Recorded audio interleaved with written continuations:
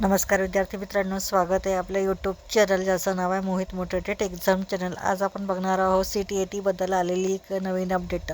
ते अपडेट कोणती आहे चला तर मग सुरुवात करूया व्हिडिओला। अपडेट अशी आहे, 100 पाने आणि 2.5 तासच CTETला अनेक उमेदवारांना वेळच पडली अपुरी। लांबलचक प्रश्नपत्रिकेमुळे शेवटचे अनेक प्रश्न न सुटल्याची उमेदवारांची तक्रार। CTET हे देशातील शिक्षक भरती प्रक्रियेत निर्णायक परीक्षा मानली जाते।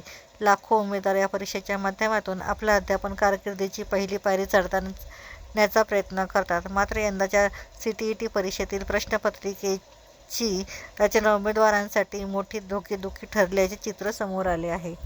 150 गुणांचा पेपर असूनही तब्बल 100 पानांची प्रश्नपुस्तिका देण्यात आल्याने ही परीक्षा ज्ञान तपासणारी कमी आणि वाचन क्षमतेची परीक्षा अधिक असल्याची भावना उमेदवारांमध्ये निर्माण झाली आहे।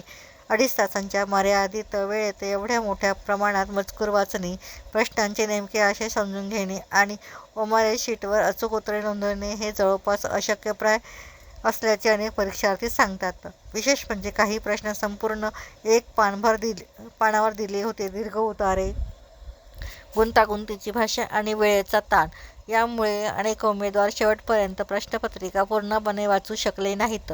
परिणामी शेवटी 20 ते 25 प्रश्न अंदाजावर सोडवावे लागल्याचे अनेकांनी मान्य केले आहे। यामुळे गुणवत्तेवर नव्हे तर वेळ व्यवस्थापन आणि अंदाजावर निकाल अवलंबून राहिल्याची भीती उमेदवार व्यक्त करत आहेत। यापूर्वी CTET परीक्षा दिलेल्या उमेदवारांच्या मते यंदाचा पेपर काठिण्य पातळीच्या दृष्टीनेच नव्हे तर लांबीच्या बाबतीतही अभूतपूर्व होता। इतका मोठा पेपर आणि वाचायला वेळखाऊ पेपर आम्ही कधीच पाहिला नव्हता, अशी प्रतिक्रिया अनेक परीक्षा केंद्रावर ऐकायला मिळाली।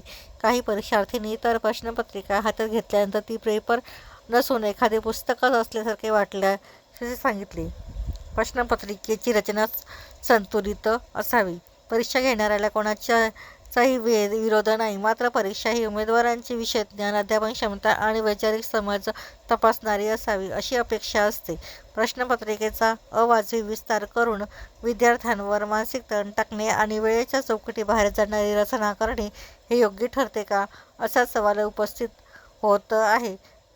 स्पर्धा आधीच तीव्र असताना प्रश्नपत्रिकेची रचना अधिक संतुलित, व्यवहार्य आणि वेळेच्या मर्यादेत सोडवता येईल अशी असावी, अशी स्पष्ट मागणी CTET उमेदवारांकडून होत आहे। जर 100 पाने वाचण्याचीच 2.5 तासात कठीण असेल तर ती सोडवणे कसे शक्य आहे, हा प्रश्न आज हजारो परीक्षार्थींनी विचारत आहेत। तर ही होती CTET बद्दल आलेली नवीन अपडेट। अशाच नवीन अपडेट बघण्यासाठी व्हिडिओला लाईक करा, कमेंट्स करा, जास्तीत जास्त व्हिडिओला हाईप कर, व्हिडिओ शेअर करा आणि चॅनलवर जर नवीन असाल तर अशाच नवीन अपडेट बघण्यासाठी चॅनलला सबस्क्राईब करायला विसरू नका।